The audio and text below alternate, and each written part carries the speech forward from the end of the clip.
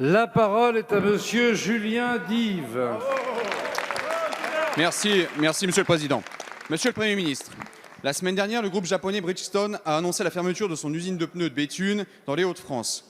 863 salariés en CDI sont menacés par cette annonce, ainsi qu'une centaine de sous-traitants. C'est un carnage social. Cette casse sociale n'est que l'énième exemple de la désindustrialisation dangereuse de notre pays. En effet, en France, certains groupes, au nom d'une logique économique plus que douteuse, n'hésitent désormais plus à s'essuyer les pieds sur les vies de milliers de salariés et leurs familles, en pensant que du jour au lendemain, on peut prendre les aides financières et partir. Il est temps de siffler la fin de la récréation. La crise sanitaire n'excuse pas tout.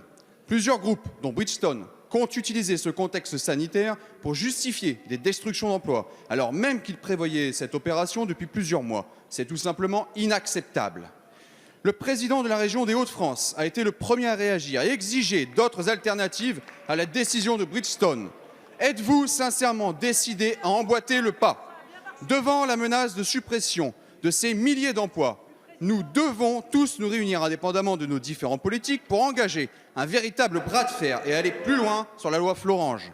Monsieur le Premier ministre, êtes-vous prêt à aller plus loin, à interroger notre modèle de soutien économique et exiger des gages à ces groupes lorsqu'un site ferme sans autre raison que leur intérêt financier ou pour une délocalisation organisée?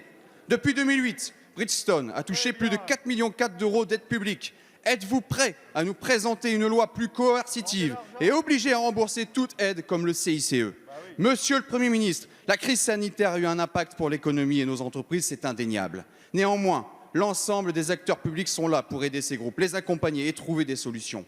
Face à cela, nous ne pouvons pas accepter des méthodes qui mettent en péril la vie de milliers de salariés. On ne peut pas vouloir la réindustrialisation de notre pays et le maintien des emplois sans faire comprendre à ces groupes qu'ici en France, le diptyque « on prend l'argent et on se tire » ne marche pas. Bravo. Merci, monsieur le député. La parole est à madame Agnès Pannier-Runacher, ministre déléguée chargée de l'industrie.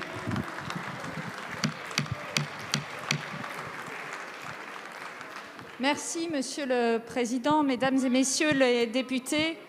Monsieur le député Dive, d'abord, merci de remarquer la rapidité avec laquelle le président de la région Hauts-de-France et l'État, puisque cette réaction elle a été portée par un communiqué de presse commun qui montre le plein alignement sur ce dossier des élus locaux et de l'État et l'engagement que nous avons de les répondre à ces 863 salariés dont je salue la dignité dans ce moment difficile et auxquels je veux dire l'engagement plein et entier de l'État pour les accompagner. Et je rappelle qu'il était déjà présent l'État l'année dernière et il y a 2 ans quand les premières discussions ont eu lieu.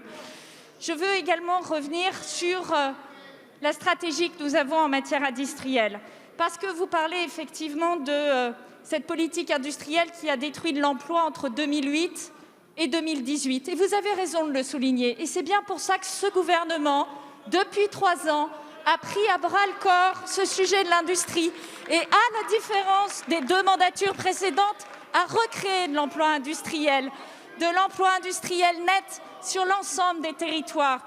Et c'est dans cette direction que nous allons continuer à travailler, monsieur le député. Travailler en étant capable de trouver des solutions pour des entreprises comme Arc, comme Conda, comme Ambar par exemple, mais également des solutions d'entreprises qui s'installent en France. Et je veux citer ici l'exemple de l'entreprise industrielle qui va construire les batteries électriques grâce au gouvernement français, 2400 emplois à Douvrin de création. Voilà le type de politique industrielle dont nous avons envie, aux côtés de groupes qui s'engagent, qui créent de l'emploi et qui innovent. Je vous remercie. Merci, madame la